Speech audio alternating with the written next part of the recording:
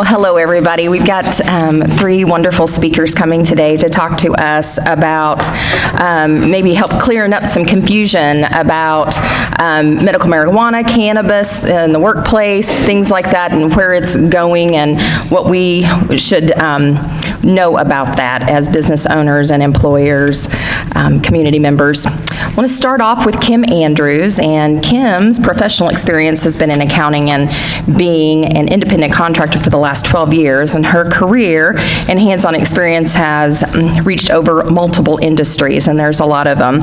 And these roles were as diverse as the industries her clients focused on. She's currently is deeply involved in multiple businesses in the emerging Missouri cannabis industry, including as general manager of Ozarks Botanicals and a co-founder, owner, and CFO of two other cannabis businesses.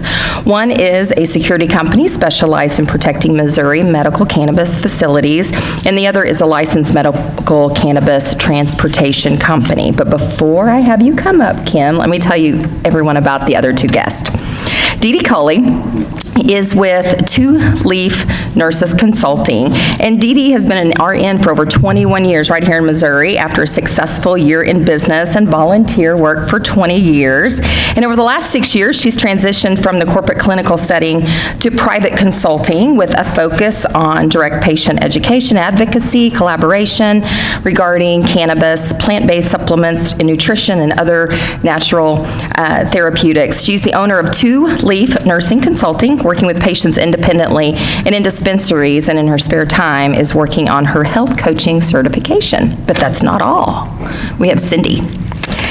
Cindy Northcutt is with Northcutt Law, and she is a registered nurse and an attorney at law. She has worked in the medical and legal fields for over 30 years as an educator and advocate, and practices exclusively in the areas of cannabis law and education. Her clinical experience includes pre-hospital and emergency care, cardiac intensive care, internal medicine, women's health, oncology, medical clinic management, and staff and patient education. Cindy is licensed to practice both law and nursing in the state of Missouri and is admitted to practice in Missouri state and federal courts. This is going to be exciting. Kim, thank you for coming.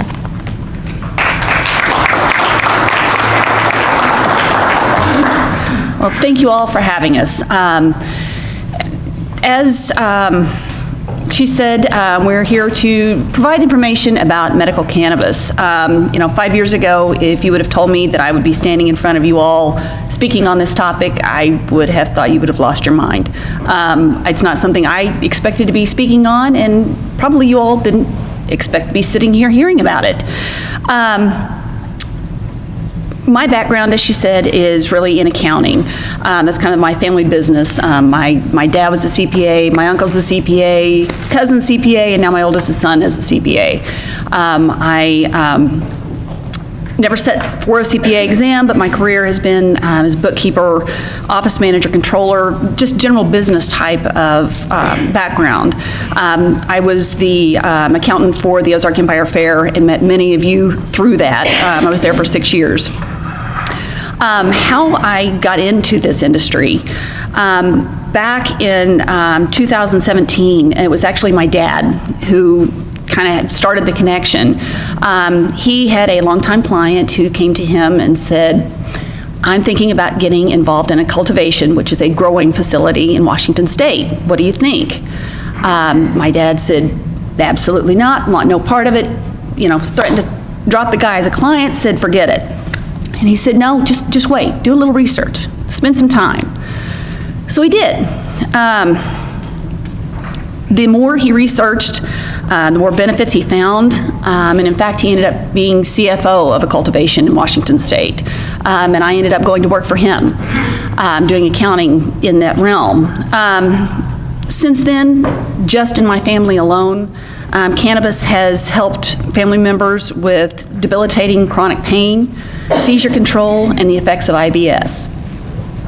Just a little background about cannabis in Missouri. Amendment 2, which allowed medical cannabis, was passed in November of 2018 with a margin of victory of 66%. I can tell you Some of us worked on trying to get that amendment passed, and not in our wildest dreams did we think it would pass by that much of a margin. Missouri has a minimum on the number of licenses awarded per facility based on population. In December of 2019 and January of 2020, 60 cultivation, 86 manufacturing, 192 dispensary, and 11 testing lab licenses were awarded. Of these, as of yesterday, there were about 101 or 29% of those are open and functioning in some level. As you know, especially in this room, starting a new business is difficult in the best of circumstances. We had to add on a pandemic on top of that, trying to get open. In the case of the cannabis industry, we have more hurdles to jump over and hoops to jump through than just your average business. We don't have the luxury of saying, hey, you know, I want to start a new business. I like this location, go pay a deposit and go from there. The first challenge that we faced was simply receiving a license, which was definitely not easy. There were over 2,200 applications submitted just for those spots. Hundreds of hours were spent detailing every aspect of our business plan.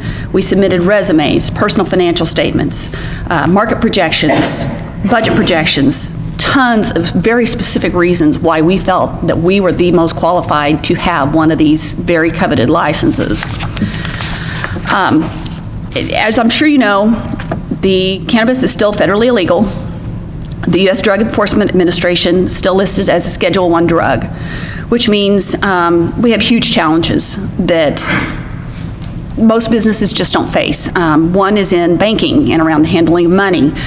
The last few years, cannabis was primarily a cash business, but to the best of my knowledge, as of right now, there are only 2 banks in the state that will work with this type of business. We're referred to as an MRB or a marijuana-related business, or you might hear the term plant-touching business. We are working with a bank out of St. Louis. We are great to work with, but it's not a typical banking relationship. We are not covered by FDIC. The bank is required to audit our accounts very closely. I have to submit daily sales numbers, daily deposit information. If I write a check over a certain dollar amount, and it's a pretty low dollar amount, then I have to provide copies of invoices and all sorts of backup information to support that. We don't have debit cards for our checking account. I can't get a credit card. I can't, just go by and get a Visa so I can go buy office supplies. Our customers have that same type of issue. They can't pay using their MasterCard or Visa. We can accept cash or we can accept a debit card, and that's through a system. It's called a cashless ATM, and I can explain that if you have some more questions about it. A few other things that most people don't realize about dispensaries in Missouri: we're far more regulated than most any other industry in the state. Our staff must pass background checks, very detailed background checks. We have a security system that rivals most federal buildings. We're constantly being monitored by the Department of Health and Senior Services. We're required to follow department rules and everything from our logo to what's on the packaging of what we sell to we are restricted what we can put on the outside of our building, what you can see from the outside looking in. Most people don't realize that every product sold in Missouri that contains just over a minuscule amount of THC must be made here. There is no crossing state lines. I've had a lot of people ask, well, can't you just bring something up from Oklahoma or Arkansas? No, we can't cross state lines. We're taxed differently than about any other business. While the average business may pay 30% in tax, we pay about 70%. We are not able to take just standard business deductions. Most people think that we're just a regular retail, and we're really not. Cindy many times has told people that we are not in the cannabis business, we're in the compliance business, and we truly are. It's not your typical retail. So with just these few things I mentioned as being hurdles, why do we do this? Right now, price is high, supply is low, but the plant and this industry are changing people's lives already.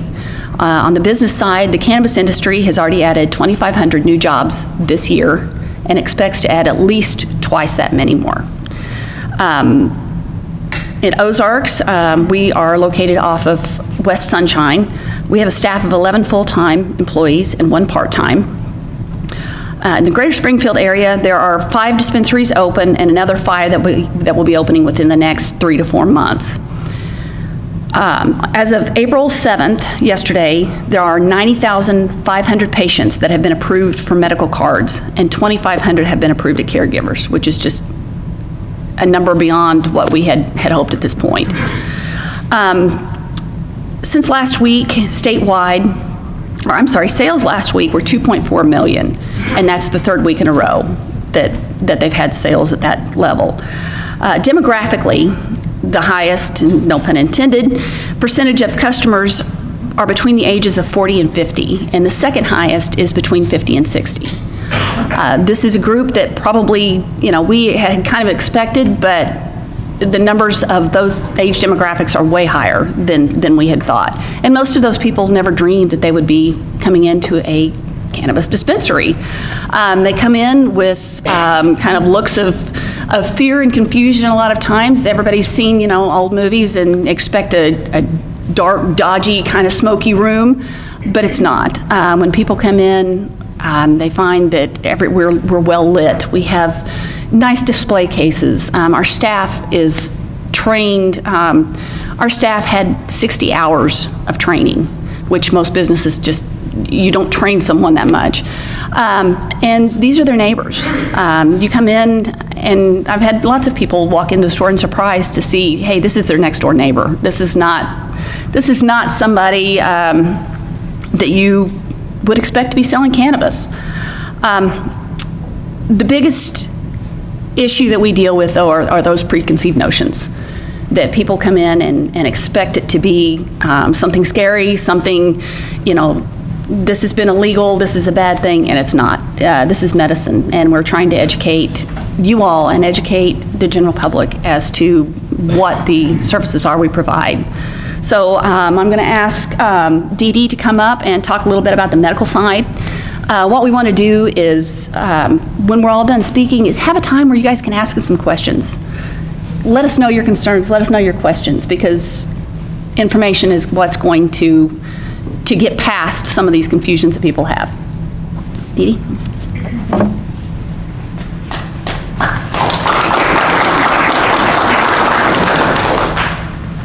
Well, good morning. I'm not going to read notes off of my phone, but I do have a timer because I know how this thing goes and I know how I can talk. Thank you so much for having us. This is wonderful to be able to share some of the facts, to clear up some of the misconceptions that are out there, and most of all, to answer questions that you all might have. I wanted to start by, and I love all of the different industries that are represented here and the organizations. So I want to ask you, how many of you know a nurse? Yeah, that's what I thought. We're everywhere, are we not? What I would ask you is shout out some characteristics that you identify when you think of that nurse. Don't everybody speak at once. Caring. Compassion. Hardworking. Underpaid. Patient. All right. All of those are exactly right. Nurses have been voted as the #1 trusted profession of all professions for over 20 years running. And if we didn't know that before, probably in 2020 you figured it out, right? It was the nurses that are at the bedside. They're the ones that get the orders from the doctor. The doctor comes in, does his analysis of you, diagnosis, sets up the treatment plan, and goes to the next patient, right? Who stays behind? It's the nurse. We do care for patients. We do for patients what they can't do for themselves, and then we teach them as they get better how to continue caring for themselves. We empower them to be able to be their own advocates. So all of the things that you describe are exactly what nurses do. We are educators. That is probably one of the biggest things. Because we care so much for our patients and we care so much for their caregivers and their families and their loved ones, we teach them. And I can tell you that there was not a day that went by when I was in nursing program that they said, "What did you teach today?" It wasn't what skills necessarily all the time, it was what did you teach? Because if you teach somebody the right things, they can go on and make their own decisions. The other thing that nurses are advocates. We stand up with and for our patients, with their family members, their loved ones, their caregivers. We're also pretty good negotiators, in case you hadn't noticed. Because when you as a patient have an issue, you don't talk to the doctor, do you? You end up talking to the nurse. And the nurse knows you, and the nurse knows the doctor, and she knows how to put it together, or he knows how to put it together. So all of those things are what brought me into the cannabis space. Having been a nurse for over 20 years, raised in the Western medicine, all of those things, I started discovering some inconsistencies. And cannabis, along with other plant-based supplements, nutritional aspects, learning about something called the endocannabinoid system. How many of you know about that one? Carol's got it, right? Nobody learned that in school, but we all have something called the endocannabinoid system. It is a master regulator. It's what our body uses when we are faced with a chemical or a physical trauma to bring balance back to our bodies. Does that make sense? We all like that, but it gets out of balance for a variety of reasons. What we know, based on the research that is continuing to emerge, and I don't want anybody to think that it's new research per se. It's research we've had out there for years, but it's now becoming more available to us. We take that research and we educate people who are looking at this plant as a medicine for them. They're making informed decisions because they've been educated. As a nurse, what I do is I provide that education for them. I work with the dispensaries, I work with businesses, I work with healthcare professionals and organizations as they are allowing me to educate on our endocannabinoid system, how our bodies are designed to work, what happens when it doesn't, and then how cannabis may or may not work well with them. One of the things that we know is that every single person in this room is individual, right? Every one of us is unique, and we're very diverse. We know the same thing to be true about the plant. So when you take two things that are individual, unique, and diverse, and try and put those together, everybody has a different experience. And that's where some of the confusion comes in, because someone can say, oh, well, I did this and I got this effect, and other people assume that that's going to be the case for them, and it's not true. We're very focused on Western medicine that when the doctor comes in and you've got certain symptoms, they, with their knowledge, can say, based on everything that you're telling me and all of this information that's here, we can assume that what you have is this issue. And based on the research, we know that this medication at this dose for this amount of time will work for that. Does that work for everyone? No. In plants, and especially in cannabis, it's very individual. And so my focus is always on that education. So what does that have to do with you as a business owner, as a member of an organization?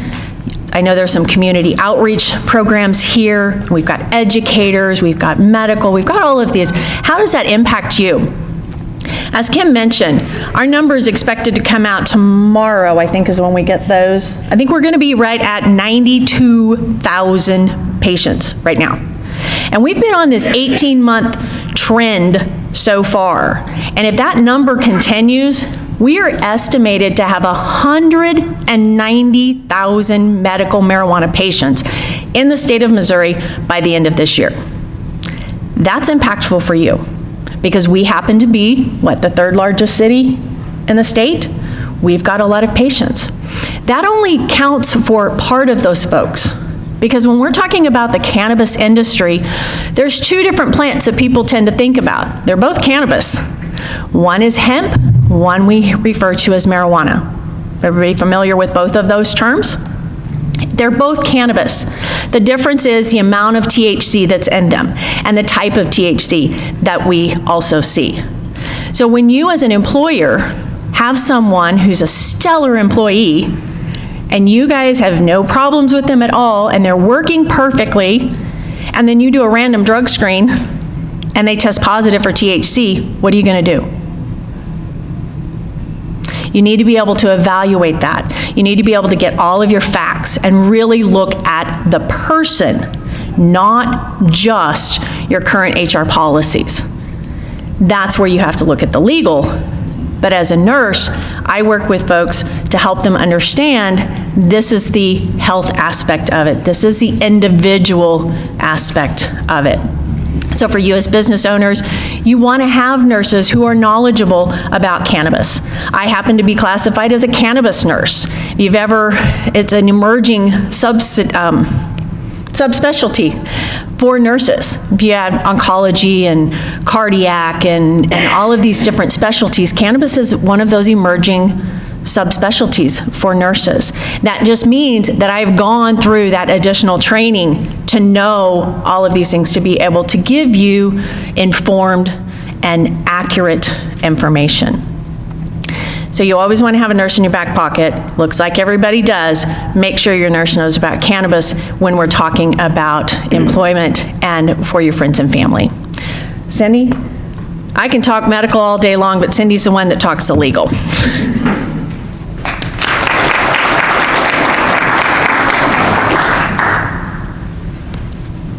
Good afternoon. I did not bring my watch, or I've got my watch on, but just throw something at me when I need to shut up. As I was so graciously introduced, I'm a nurse, and thank you, Dee Dee. We're one of the most trusted professions in the country. I'm also an attorney. We'll just let that lay right where that... One of the things that I was asked to talk about was looking at medical cannabis from the point of view of an employer. We've talked about Amendment 2, which was passed in November of 2018, that is now codified as part of the Missouri Constitution as Article 14. You can find the article there in the Missouri Constitution, and Article 14, one of the things that it does is give patient, physician, caregiver, and provider protections for people that wish to consume or participate in the medical cannabis industry, either as a patient, a physician, a caregiver, or a provider. Physicians, healthcare providers, and attorneys cannot be sanctioned or subject to disciplinary action in theory by the state or by their bar association or professional organizations for working in the industry or assisting patients congruent with whatever licensure that you hold. One of the things that Amendment 14 also does is allows, it is Section 5, Sub 9, and I'll read it quickly. Actions and conduct by qualifying patients, primary caregivers, medical marijuana testing facilities, cultivation, infused product dispensary, licensed or registered with the department, or their employees or agents, as permitted by this section and in compliance with the department regulations and other standards of legal conduct, shall not be subject to criminal or civil liability or sanctions under Missouri law, except as provided for by this section. Section 10, nothing in this section shall provide immunity for negligence, either common law or statutorily created, nor criminal immunities for operating a vehicle, aircraft, dangerous device, or navigating a boat under the influence of cannabis. It is public policy of the state of Missouri that any contracts related to medical cannabis for medical use shall be honored. And Section 7 provides, and you guys need to know this, nothing in this section permits a person to A, consume cannabis for medical use in a jail or correctional facility, B, undertake any task under the influence of marijuana when doing so would constitute negligence or professional malpractice, operate, navigate, or be in actual physical control of any dangerous device or motor vehicle, aircraft, or motorboat while under the influence of cannabis, B, bring a claim against any employer, former employer, or prospective employer for wrongful discharge, discrimination, or any similar cause of action or remedy based on the employer, former employer, or prospective employer, prohibiting the employee, former employee, or prospective employee from being under the influence of cannabis while at work, or disciplining the employee up to and including termination from employment for working or attempting to work while under the influence of marijuana. That, I think, right there is the kicker for most employers.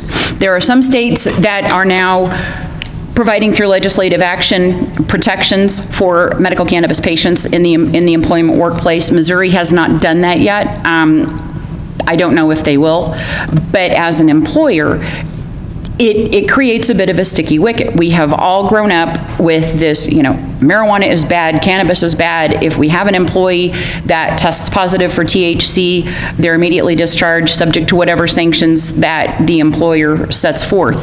There are obviously certain jobs that you absolutely cannot have anyone using any kind of mind or mood altering substance. If you own an airline, you don't want your pilots using cannabis, or opiates, or benzodiazepines, or alcohol, because they need to be very clear-headed and able to perform that duty.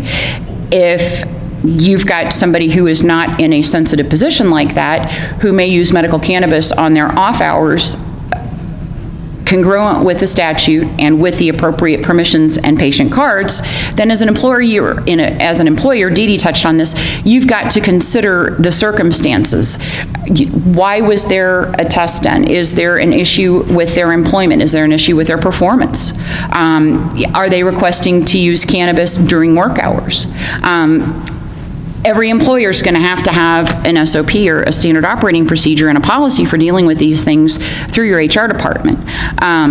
There are samples out there. I'm happy to help anybody, not trying to solicit work, but if you need help, I'll have cards. Just call me, and I'll be happy to walk you through this with Dee Dee. Kim is a wonderful resource. She's done this. We've done this with Ozarks. We've done this with several other businesses. So anything that we can do to be of assistance to you and to be a resource for you, we are all three happy to do so.